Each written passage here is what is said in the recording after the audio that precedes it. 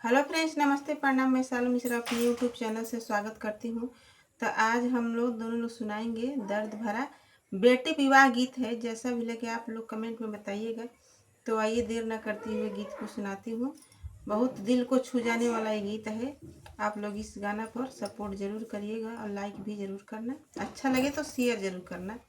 तो आइए देर ना करते हुए अपने गीत को आगे बढ़ाते हैं।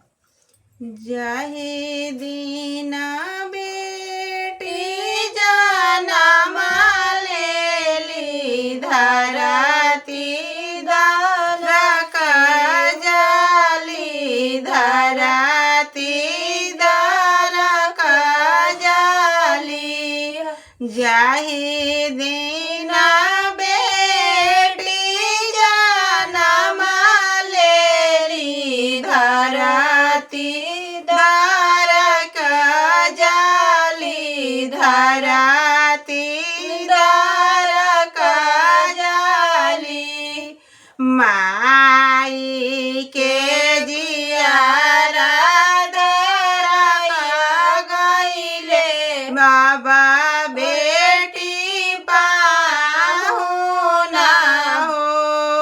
माई के जियारा डेराई गइले इता बेटी पाहुना हो।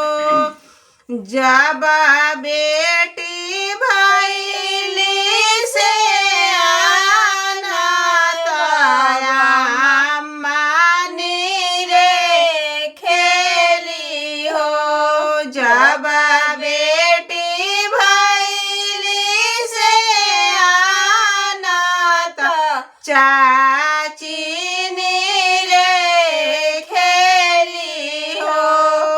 पापा के जियारा डेराई गला बेटी जाई है ससुर घरे हो।